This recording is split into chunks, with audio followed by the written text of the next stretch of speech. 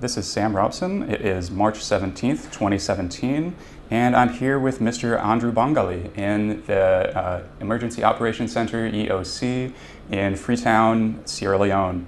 I'm interviewing Mr. Bangalie as part of our CDC Ebola Response Oral History Project, which is a project of the David J. Sencer CDC Museum. So thank you so much, Mr. Bangalie, for being here and for giving me your time. I appreciate it. You're welcome. Thank you for having me also.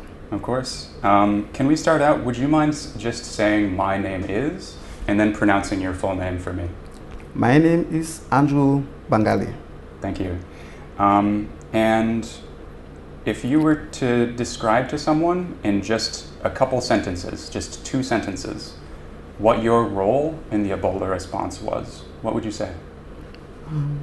I was working on the Ebola response as a support officer. I was supporting the CDC team and other partners that were receiving funds from the CDC Foundation. Mm-hmm. And where did you work in the country? I work in Kwenadugu and Cambia, and now in Freetown. But I came to Freetown after the response, anyway. Gotcha. Thank you very much. I'm going to back up just a little bit and just get a little context about who you are. Would you mind telling me when and where you were born? I was born in 1979 in Freetown. Mm-hmm. Yeah. Did my primary education in Freetown and then secondary education in Bo, Southern Sierra Leone. Mm-hmm. And then the university in Freetown, university education in Freetown.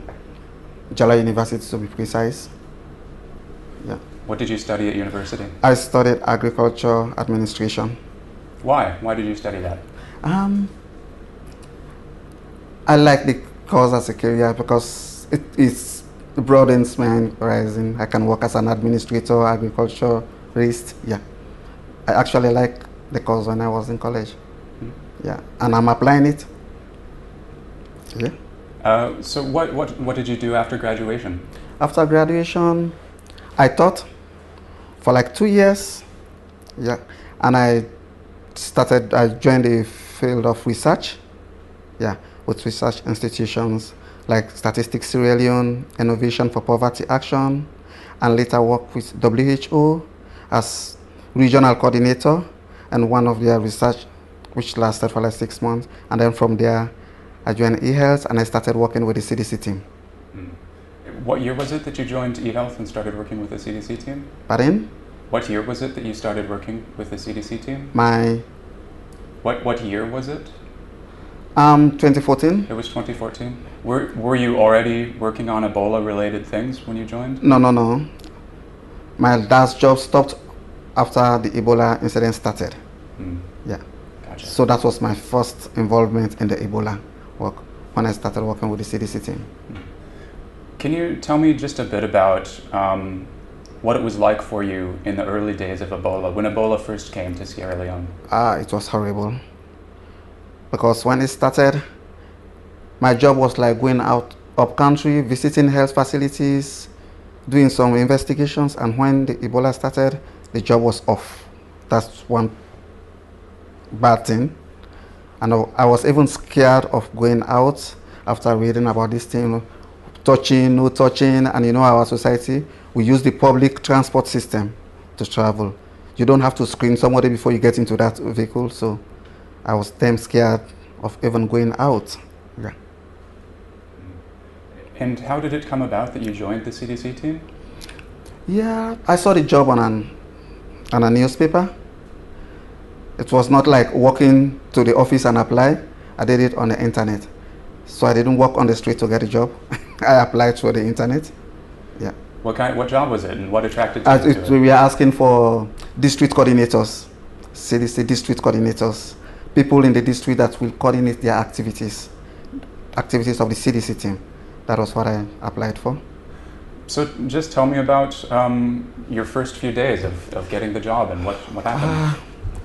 I was called for interview. I went through the interview and they called me, told me I've got a job. But my family was not happy when I told them I was going out of Freetown, more place like Kabbalah. Yeah, and that was at the peak of the Ebola thing. There were cases coming from all over. Yeah. So my wife was telling me it's better we stay alive than you go out there, maybe you might get infected. And I told her no.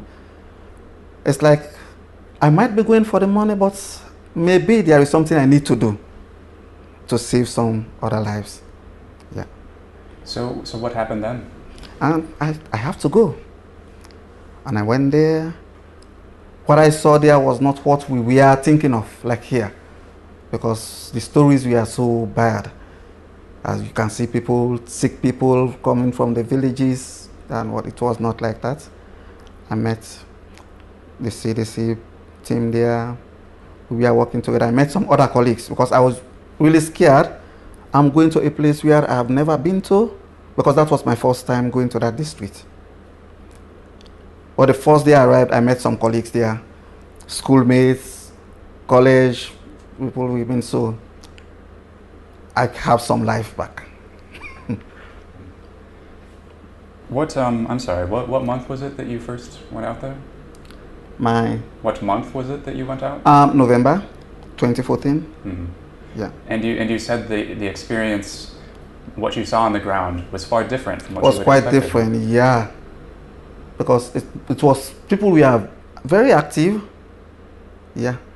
The first day I went to the office, the CDC guy that was there, Colin Bastley, I met him there. He actually gave me courage. Man, you can do it. You have to stay. You just have to be careful. Yeah. And the first week, he never allowed me to go out because I think he noticed that I was damn scared. Yeah. I was in the office. He would go, come the next day, explain to me. But after like a week, I asked to be going out. Yeah. Why? Why did you ask to go out? Because my other colleagues were going there, and I think they were doing something, contributing so much, though I was getting reports from them, working from the office, provided them with support from the field. So I said, it's like I need to go out there and see what is happening. Maybe I have some way to contribute. And then that was when I started the visit. That was where the CDC started supporting the issue of social mobilization. These were the people that we are going out to the communities, talking to people. And this was really, really important for that district, because Kwenadugu is a district that's like for radio and telephone coverage, it's like 15% of the district have access to radio and telephone. Yeah. So the CDC provided some support. We brought together the social mobilization. They were reaching the people in the communities, giving them messages on prevention and control. Can you actually kind of take me through like a typical day when you were there in Kwenadugu? What your activities would involve? My activities were actually involved with providing like guidance for, because the CDC people, most of them are new in the district. I have to organize meetings with stakeholders in that district, tell them the type of project that has been going on and how to continue with what, because there were this number of TDYs coming for like 6 weeks and then going back. So I have to take any new personnel, I have to take that person through the things. Yeah. Can you tell me about some of those CDC people you met originally? I can't remember too many of them. One sitting by you there. The other names that I called Tusha, Tasha. I was in Kwenadugu really, but I was communicating with like almost the CDC people in Sierra Leone on email, giving updates on what is happening. So at some point in time, I was the only one now in Kwenadugu with no CDC person, but I was actually linking them with whatever was going on in the district. So I can't remember the names, so many people. You had mentioned one, Colin Bassler? Yeah, Colin. And then, was it Nicholas Button? Yeah. What was in Colin? Kwenadugu. And then we have not gone to Cambia yet. We are still in Kwenadugu. Yeah. Yeah. How long did you stay in Kwenadugu? Kwenadugu, I stayed there until 5 months. I went there in November and I left that place March 2015. Can you describe Colin a little bit? Did you work with him a lot? Yeah, for like a month before he left Sierra Leone, I worked with him a lot. What kind of person was he? When you look back, what kind of memories do you have of him? He's like a teacher, yeah, because I was damn scared of the whole situation, and he was like telling me, this is what, because I was just in the job for like 3 days and I went down, so he was telling me, this is how you should do it, this is what you should do. He was on the ground for like 1 week before I go there, so he was like a mentor to me. Yeah, I worked with him for like a week in Kwenadougou, and he then moved to Bombali. So I was alone now in Kwenadougou, getting instructions from him. When you look back, are there certain, I don't know, like turning points that you can identify of your time in Kwenadougou? Or times when you had to make a difficult decision or an important decision that you could give me an example of? Yeah, because the district was actually relying on CDC for like support, and a lot of logistic support was given to the district for the DHMT to operate. And sometimes people might want to use certain things beyond the normal thing. And these were people that were hierarchy people. But I was given the responsibility to take care of those properties within. So I have a timeline, work from this time to this time.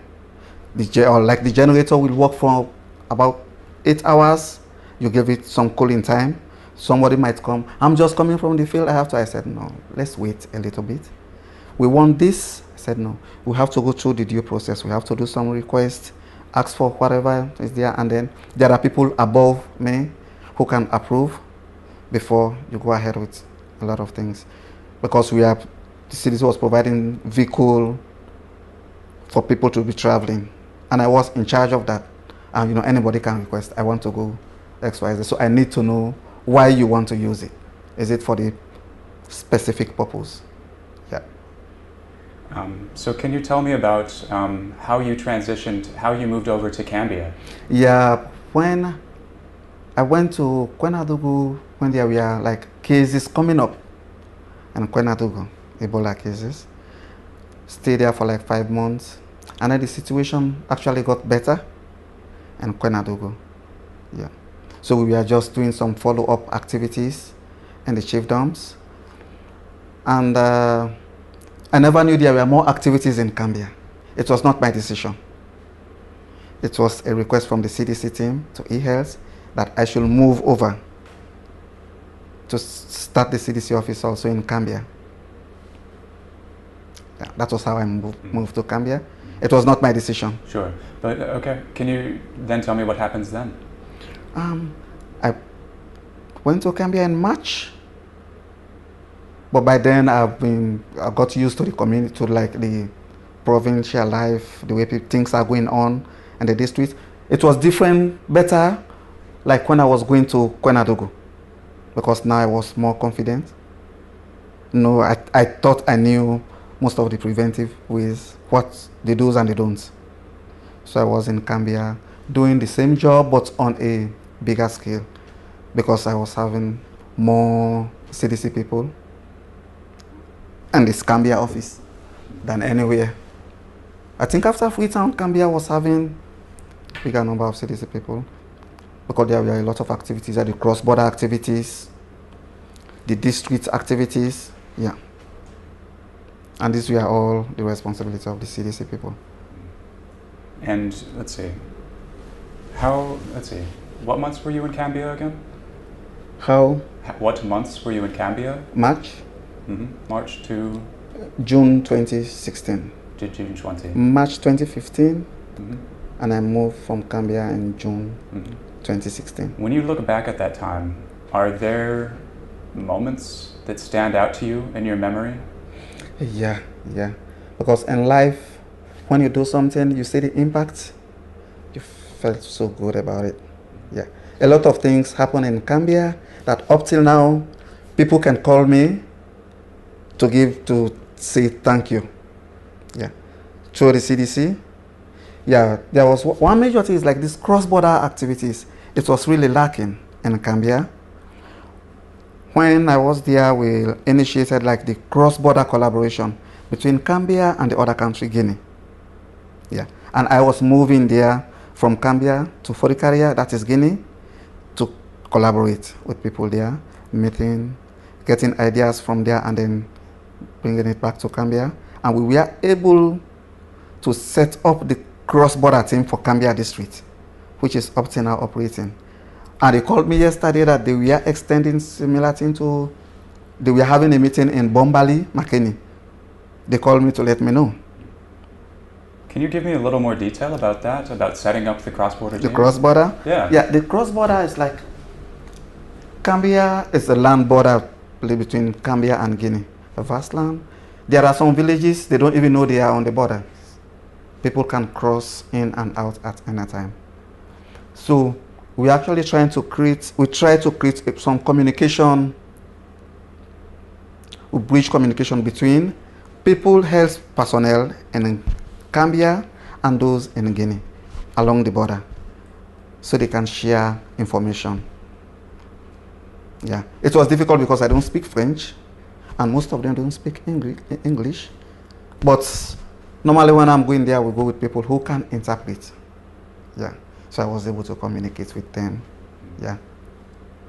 Can you tell me about some of the people, CDC or not CDC, who you worked most closely with in Gambia? The CDC? Either one, anybody. Yeah, started with, it was the CDC people that actually laid this foundation. But at some point in time, there were other people working for CDC. Like we have the organization, like IOM, ACF, we are all receiving funds from UCAID, and then WHO. So I was really working with these people, because at some point I will be the only person in the district for CDC and A-Health. So all these activities, I have to go work with them. And I have because we started it, I can tell them this is where we are now, and this is where we should go. Yeah. Can you tell me about some individuals? Describe some people you met with whom you worked most closely. Like the district medical officer. Do you remember his or her name? Fodesise, Dr. Fodesise. Okay. Yeah. And then the WHO people, we have Dr. Patrick. One funny thing about me, I always remember people's first names. Yeah, Dr. Patrick, Dr. Retta, Dr. John, these are WHO. And then for IOM, I can't remember Dr. Gaza, Sylvester, ACF, they have Matthew. I can't remember everybody. That's okay. That's okay. A lot of them. What I'm interested in is what you remember. Yeah. Not just the name. So Fodesise, for example, Dr. Fodesise. Yeah, he's the DMO. Okay, and the DAC coordinator, Dr. Alfred Kamara. DAC means District Ebola Response Center. He was the coordinator for all Ebola response activities in the district. So this was one person I have to meet every day. Every day, 2 or 3 times. Yeah. Can you describe them? What kind of person they were like? And they were nice people. Nice people. Although some people can get stressed because of work, but they were nice people. I know I was disturbing people because I would come to their office 3-4 times a day to schedule meetings. Sometimes I offend them because they always see me more often. So they can't be angry with me, and I will go back, observe their emotions. I have to come back because I have people who want to talk to them. Yeah. Was there anyone you developed, I don't know, a friendship with that you would still say lasts today? Yeah. I just told you, some of them were moving to Gambia yesterday for a meeting, on cross-border meeting. They called me. I mean to Bombali, from Gambia to Bombali, which is Makeni. They called me. I have friends there. Dr. Fodesise, yesterday he was talking to me about sending participants for FPTP. And I told him, yeah, you can send the list to Dr. Daffy and then just copy me. Because he was using a base that I know most of the people he will be sending. And I told him, just send the list to Dr. Daffy. We can go ahead with that. And some other DMOs will be talking on phone or emails. But Dr. Sisi was very close to me. I go to his office every day, 3-4 times, knocking. And sometimes when the footstep, he can say, is that Andrew again? He said, yeah. What do you want this time around? Yeah. Thank you. That's fun. Are there certain challenges that that you overcame or not in Cambia that you haven't talked about that you could describe? In everywhere you have success, you have challenges. Yeah. One was working with a lot of professionals. A lot of professionals from different backgrounds. Yeah. You have to meet their demands. Different demands. Yeah. Can you give me an example? Yeah. Let's assume this guy comes around. He's an epi. Yeah. He's just coming like for 1 month. Okay. He got pile of tasks and he wants to get that accomplished within that 1 month. And I have to take him through. There are 4 or 5 of such people just for Andrew to take them through. Linking this one to this person, linking this other person to this person, making meeting schedules, travel schedules. But I thank God I was able to overcome them. I didn't think I have any major problem with any one of them throughout. I don't think. Yeah. So did you say it was June or July when you moved away June, from India? June. In June. Yeah. What happened then?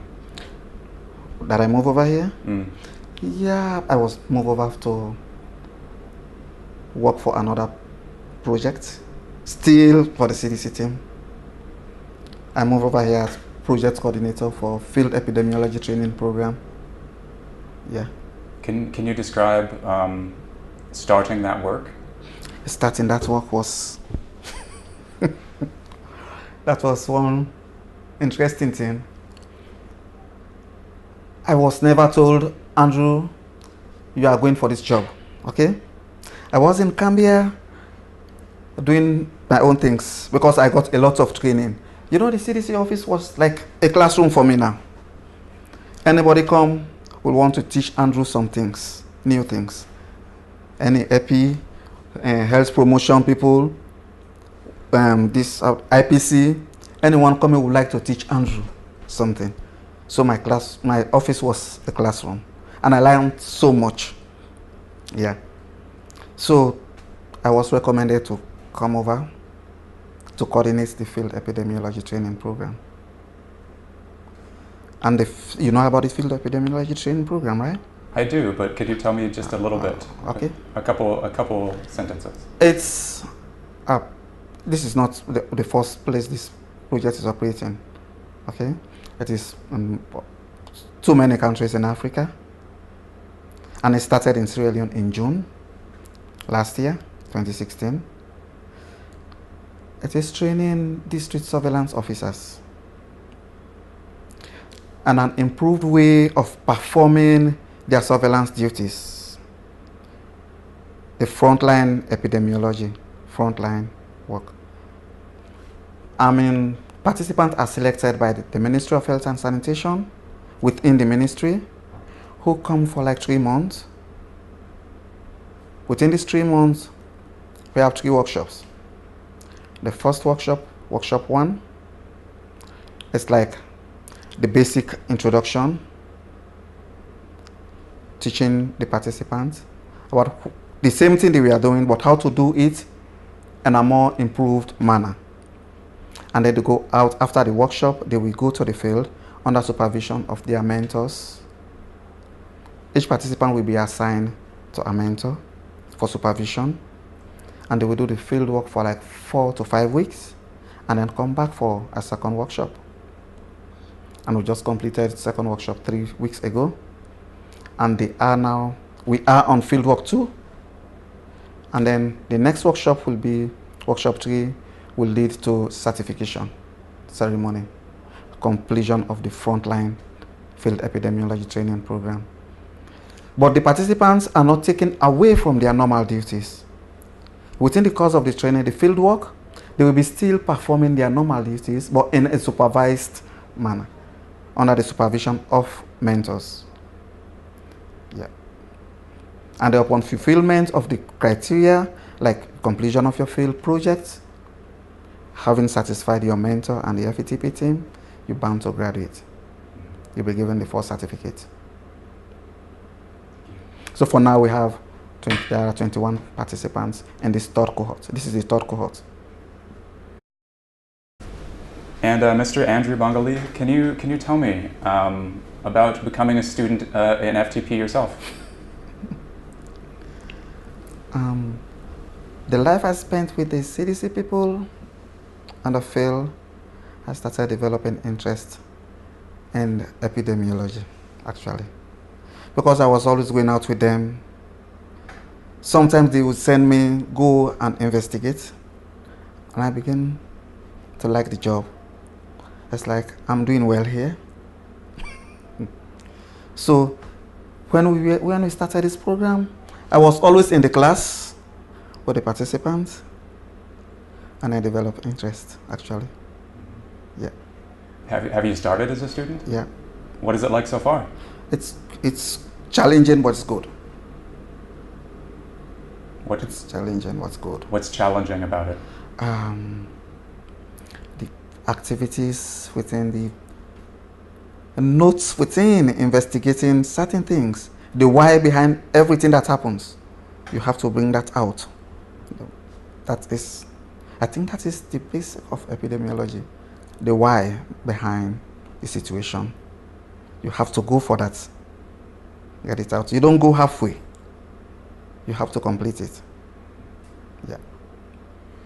And I'm liking it. I like it, actually. I like it. Good to hear. So we are privileged to have Mr. Dan Martin here with us today, who has been recording this interview and who works with you, right, Mr. Andrew Bangalie, at least in Cambia, but I don't know elsewhere in Cambia. Yeah. And I want to take advantage of his own experience and his own expertise and offer him the mic and see if he has anything to share with you or any questions for you. Okay, so Andrew, you and I only worked together for a very short period of time. Yeah. I'm not going to put you on the spot and ask you how it was to have one more CDCer out of the hundreds suddenly show up in Cambia. But it was a crazy time there in January of 16. Would you tell us a little bit about what happened? Because if I recall correctly, you told me that before we got there, there was nobody for a while but you, right? There were no CDCers in the office? In Cambia. In Cambia? No, it was in Kwenadougui. In Cambia, there were some CDC people staying in Putloko, going to work there. Okay, but so not living in town? Yeah. Okay, so I went there. So when I was now in Cambia, people stay around. Right. Yeah. Right. But there were CDC people working in Cambia. So then things got real quiet. Yeah. For a while. Yeah. So right before the January time when things blew up. Yeah. I remember we had gotten close to the 42-day declaration, right? Yeah. In fact, did they do it or were they almost ready to do it? We did it. No, we set a time to do it. Right, okay, yeah. And in that time, right before the 42-day, what was your activity in Cambia like during those days? I'm talking the end of December. Okay, it was more on like health promotion activities. More on health promotion. Like going to communities, seeking the view of people about Ebola, what lessons they've learned, and then what preventive measures are they taking to avoid the recurrence of the situation. That was more of the activities we were having in the district, with the personnel at the MOHS. Well, and that was going to be my next question. Were you doing this alone, or who were you doing that with? Along with MOHS people, the surveillance officers, and other partners working within the Cambia district. So Barry, Samba, Wesen, the DMO, Dr. Sise, and then WHO, ACF, I think there was GOAL also, yeah. Okay, so you were working with that team. With that team, even though by that point in December, there were no CDCers regularly coming to Cambia, right? Yeah. Yeah, okay. So then the case turns up in Tonkolili. What happened? The case turned up in Tonkolili after investigation. This case was linked with Bamoe and Cambia district. It was discovered that this lady was staying in Bamoe Luma with a relative who was also a traditional herbalist and a quack doctor equally, was sick in the house, traveled to Tonkolili, died, and was proved to be Ebola positive, okay, from Tonkolili. So the house, the compound where it was alleged that she was living, before she traveled, everybody ran away. Everybody in that house ran away. In fact, to identify the house, that was one difficult thing. That was one magic thing. We went to this place. The next neighbor couldn't say, this is the house where this person that was alleged to be the traditional healer, the quack doctor, was living. So like we were passing around, because there was a name attached to this person, we saw it written somewhere closer to the roof. Myself and one WHO guy, and we said, this is the name, and this is the contact number written on the wall. Maybe for visitors, it was not for us, but it was written for the good days. Maybe visitor might come around, they didn't meet anybody in the house, will look at that number and then call. But they either forgot to remove it.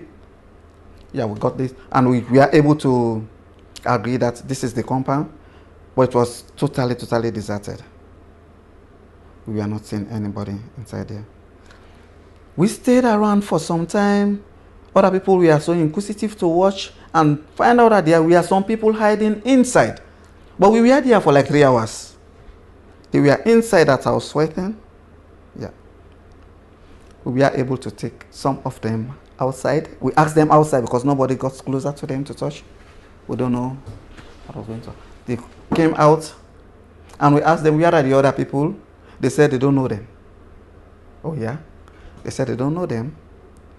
But some people directed us to another house outside that place where we went and discovered some other people from that same house there. But up till this moment, the family head of that house was never discovered. Even till now? Till now. We couldn't get him. That was a running joke the whole time we were there. It was, so we are just going there every day looking for people. They will say, well, we're going to look for this person in this community. And at one point in time, somebody in the community came closer to me and said, young man, an ageable somebody, he said to me, young man, you might be asking the same people that you are looking for.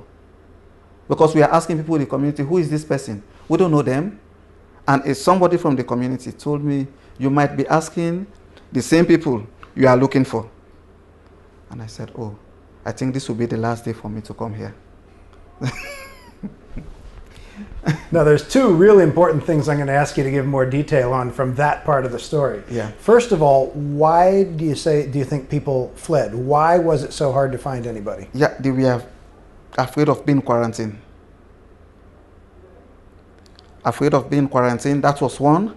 And then the head of that family, the crimes alleged against him were so much because he was treating someone in the house, being a traditional healer, which was not allowed to treat people. And then the other people we are saying we will be quarantined, and they will say we have this Ebola thing. Okay, so you were just saying one reason why the people fled the house was because they're afraid of being quarantined. A second reason was because they were afraid that our traditional healer would be found out because it was illegal for traditional healers to treat people with Ebola. And a quack doctor also. Right. We should also clarify, a quack doctor doesn't sound quite the same to an American as it does in Sierra Leone. When we say a quack doctor in America, we mean somebody who's actually a fake. Here, a quack doctor is what? A fake. He has no training. Being a doctor, you have to be certified. He has no formal training, no certificate, and he's just doing his doctor thing, treating people undercover, giving them medicines without prescription. Of course, he does the prescription and then administer what he feels he can get. Yeah. Okay, so the guy's afraid he's going to be arrested. Yeah. The family are afraid they're going to be quarantined. Let's say a little more about what it means for a family to be quarantined. Why is that a problem? One is the stigmatization in the first place. That house is an Ebola house. Okay? And then secondly, you'll be restricted from all other activities. And we know these are either business or farming communities. You have to go out, look for what you have to eat in the evening. Even though they are giving food during the quarantine, what people want to be going out for themselves. So I think these are some of the reasons that people are afraid of being quarantined. And then the one more, tell us about why they were afraid of if they were to die while we were quarantining them, while we were observing them, what was going to happen and what was wrong with that? If they die? Yeah, if they die. They will be buried in a bag. Yeah. If anybody dies in that house, they will just put you in a bag and take you to a place where no family member will know. Yeah. And these things, I was able to know most of these things when we were working with the health promotion people. You know, I was into front working with the EPIs. When it comes to health promotion, we go together. Because we are doing, behavioral assessment within the communities. We ask these questions. When someone dies in the quarantine home, they are not going to wash you. You are not going to be offered prayer. They will bury you in an unknown land. Yeah. So all of these are reasons why when someone was suspected of being in contact with someone with Ebola, they really didn't want the authorities to know. Yeah. And was this true all over the country? Was it especially true in Cambia? How is it different in different places? It was all over the country. Okay. Quarantine was, people were afraid of being quarantined all over the country. Because if it were just like for food, people will have opted, please come and quarantine us because you give us food. But restricting them of their freedom, fearing of the method of burial, I think they were afraid of these things. So this makes them run away from being quarantined. I have a follow-up question about that. Just because you're also from Sierra Leone. Yeah. No, don't worry. I'm not going to answer this one. Okay, thank you. Were these feelings surprising to you, or could you have predicted them? That being buried in a bag actually is a big deal. I mean, when you learned about these things, was it familiar to you?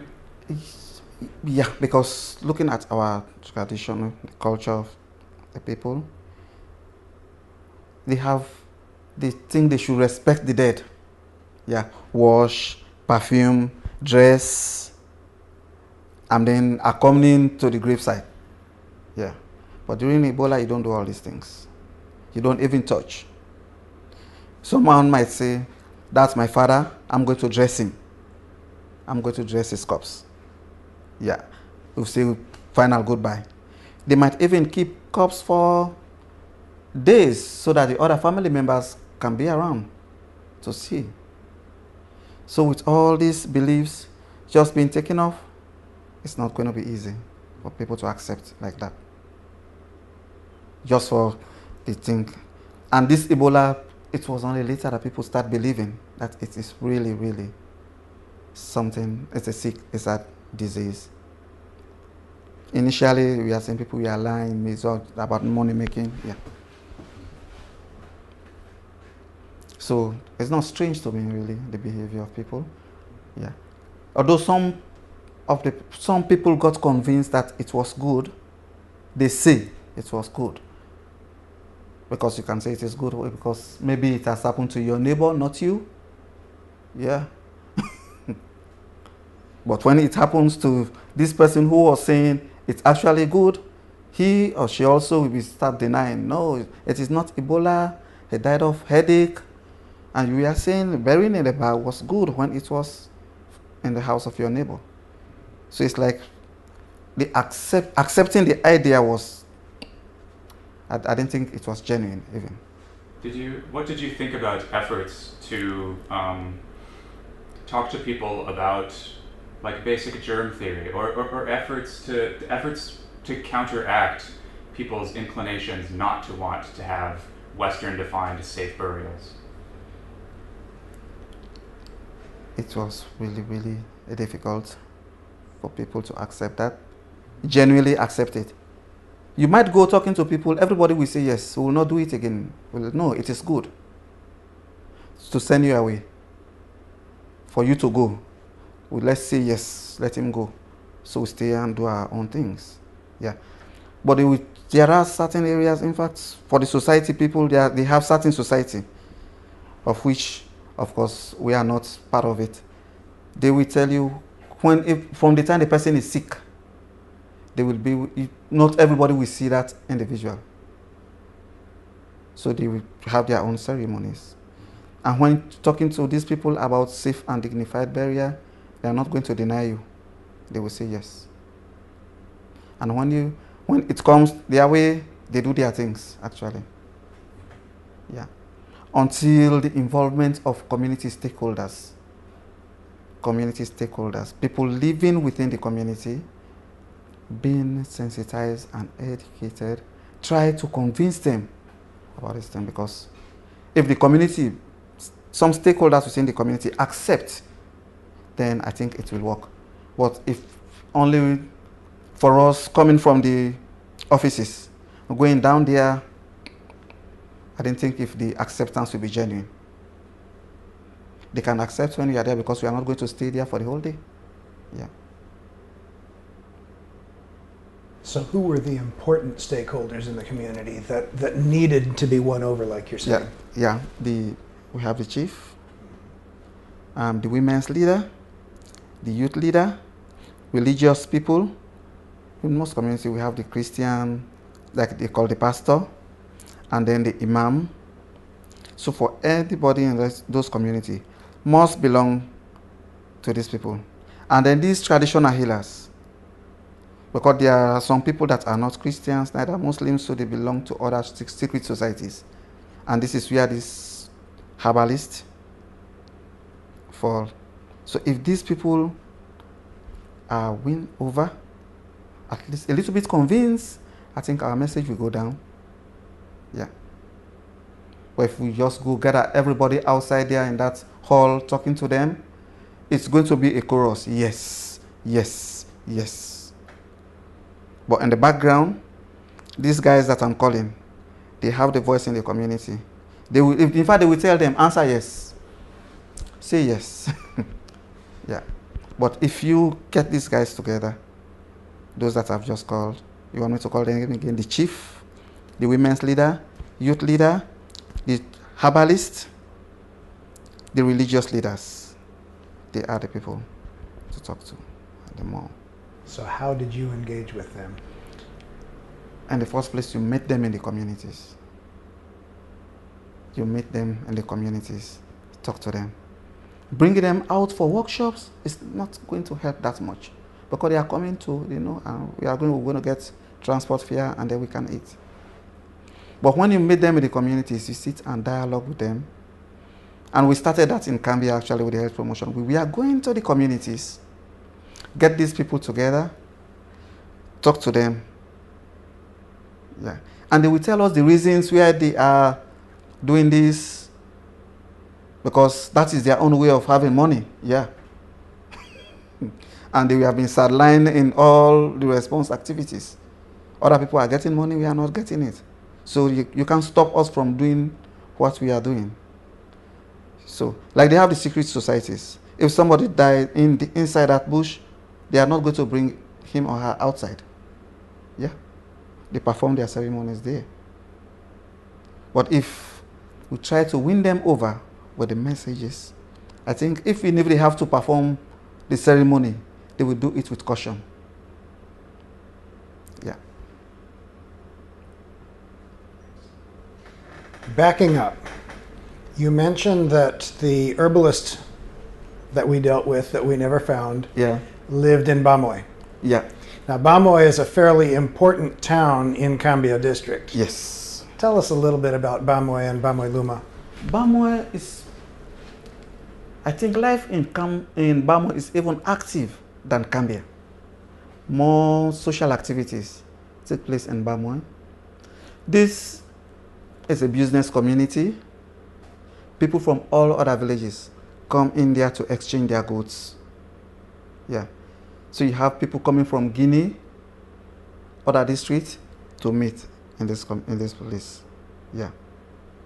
So it's really, really an important community in that district. I think in the north, because people will be traveling from Bombali, Tonkolili to come to Bamoy to trade. And if you can remember when we went to the vehicle park, we are doing some investigation there. You actually see that the people are networked. We were asking for one particular car that was so... It was so difficult. That was an adventure. Yes. And you will be looking for me. We're sitting together. You will ask them all day. I will be talking to you. In fact, you will not see me. They are so networked. They know themselves so much. So it's like, it's really, really an important community in that district or that region. So, on the Luma, the market days, Luma is the word for market, right? Yeah. Yeah. So Bamoy, B-A-R-M-O-I, was the town. Bamoy Luma was the market that happened in Bamoy. Several days a week, right? No, 1 day a week. 1 day a week, okay. 1 day. And that day, because we drove through once, you were with me. Yeah. We drove through on the market day, Yeah. and it was packed with people. Yes. So I know what you're talking about them coming from a long distance. Yeah. So that leads to the story of what happened. You know where I'm going with this. Yeah. Regarding Bamoy Luma. Yeah. That's a story that needs to be told. So we went there. There was this park. I think that was the day, the market day. In fact, there are a lot of people around. Mm-hmm. Yeah. We were looking for a particular vehicle that this sick person used to travel to Tonkolili district. There were other passengers inside the car. They told us there is a park where they take inventory of people boarding a vehicle to any destination. They have their own list where they write the names of people. We went there in the first place to ask for this thing, this manifest, that's the way they call it. Asked for this manifest. It wasn't there. They said it is with the chairman or whatever. We promised to come back. We came the other day. They gave us one with the vehicle number and only the driver's name was on it. But somebody told us that the vehicle, people in the vehicle were recorded, including this lady. And the other day, an order was presented to us with the lady's name on it, that the lady traveled with this car. Was it only the lady and the driver were in this car? They said no, but only this lady and the driver's name are on this manifest. So we were not able to know the other people, the other passengers that were in the car. So even if they were infected, they were not going to be identified. So they came all the way from Tonkolili. The vehicle from Tonkolili bring passengers, took other passengers from Bamoy to Bombali and Tonkolili. dropping people on the way. So could you imagine if these people were infected, how it will look like? And just to be clear, this trip that Andrew is talking about, by this point, our patient who eventually died was sick. She was symptomatic. Sick. Yeah. And she got in a little Peugeot 505 wagon, Yeah, it was, right? That's it. And traveled from Bamwe Luma To to Bangalie, Bangalie. and then on to Mabaruka. Yeah. A total, what, probably 4-hour drive? Maybe 5 because they'd be stopping? Yeah, 5 hours. And during this whole time, she's in the vehicle with, we believe, 4 other passengers. Yeah. And the driver. Picking and dropping on the way. And none of the people were ever identified. Only her and the driver. Yeah. And then we have another story from Bamwe Luma. The time when the army came in. No, the police. I'm sorry, not the army, the police. Okay. Remember when it was the local commander of, was it Arslaf? Or no, it wasn't Arslaf. It was the national police. Okay. Who said, okay, if you're not going to turn herbalists over, Yes. we're going to shut down Bamwe Luma.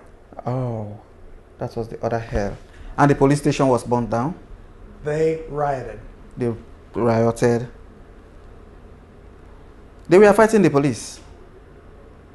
And you know, within this cause, some of the youth set the police station ablaze. It was burned down. Yeah. So the police were not able to quell the situation.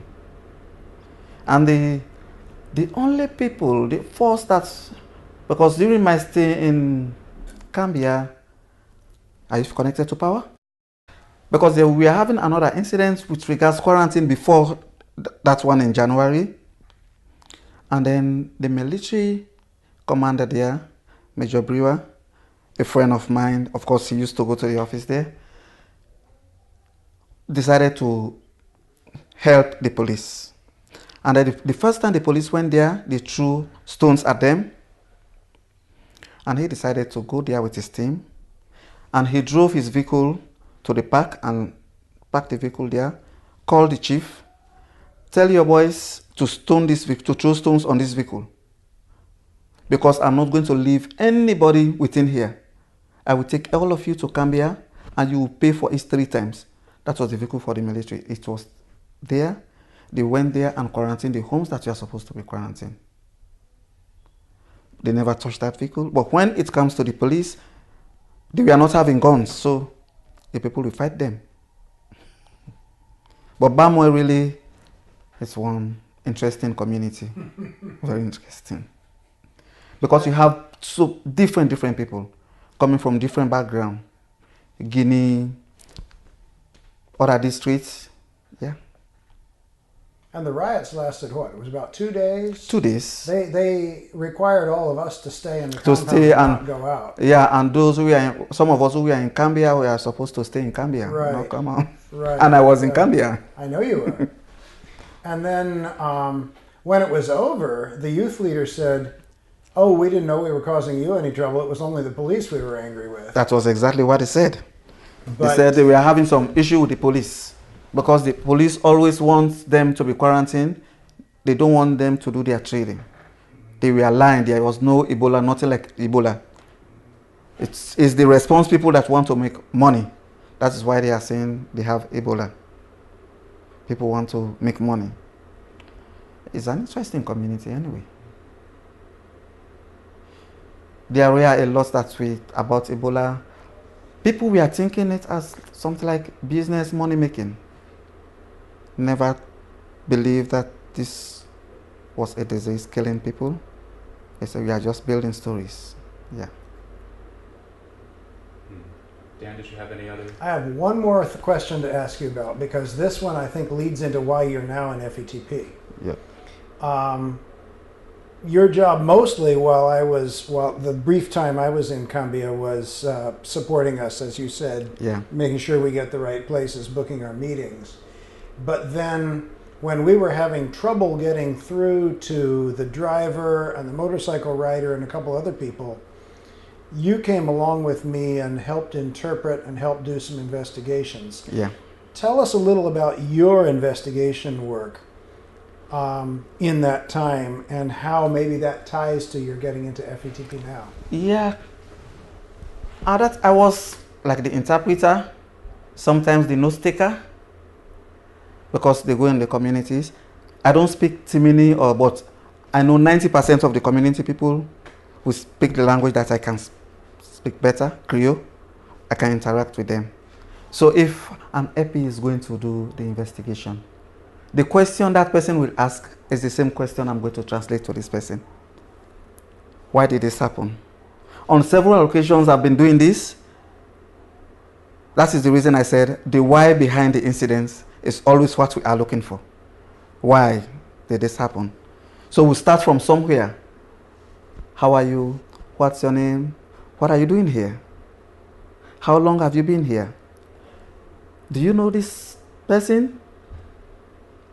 How? Before we can't just come and say, who is this person to you? The answer will be, I don't know him or her. So yeah. So I was taking them through, we will go together, introduce them, be friendly to them. We'll tell them we are not coming here as like policing you people, seeking your welfare. And that was exactly what we are doing. Yeah. So I will talk to them in our own language in a way they can understand. And then they start asking the epi questions. I interpret them. I think that was where I start loving this whole stuff. Because sometimes I will go alone. Yeah.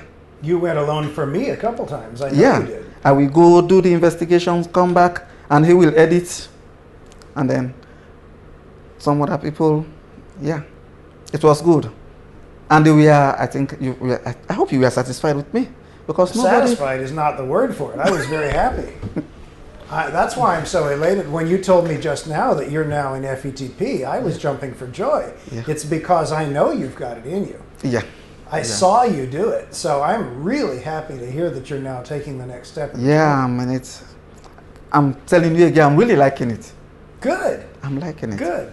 And you know the guy I'm with, Tusha, he's a very good teacher. He will never allow me to rest if I didn't do what I have to do. Yep. He don't mind telling me 10 times, this is the way you should do it. Go back and do it. Go back and do it. I like him for that, actually. So when he's not around, I miss him. Because I feel bored sometimes when he's not around. I said today, oh, there's nobody who will tell me, Andrew, how have you done this? Yeah. He's a very good teacher.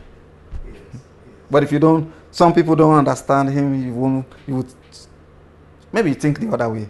But it's good. And once I told him, thank God I was undergoing this teaching somewhere else, but this is good. I'm actually liking it. And I will continue with it, with your support.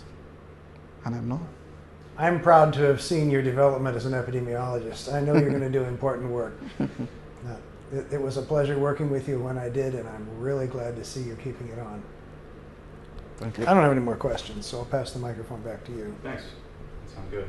My last question really is just, Andrew, do you have any other memories or reflections that you'd like to share for the historical record before we end the interview? Yeah, like lessons learned within the course. Yeah. I think the reason why a lot of people initially were afraid of being quarantined up to now is because, one, this stigmatization, and then that sound of the ambulance was one thing people were telling us that keep them away. They run away into it. Even when someone would like to run away, that sound of the ambulance. So I was thinking, how important is this sound in the response, actually? How important? Wow. How important is it? Because if an ambulance comes with that sound packed in any house, the other community people will be counting that house as an Ebola house, the stigmatization.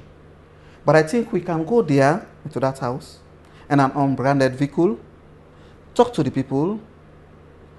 I think some homes within the community can even be quarantined without the notice of other people. They will stay within. But it will be so alarming and the people will feel stigmatized.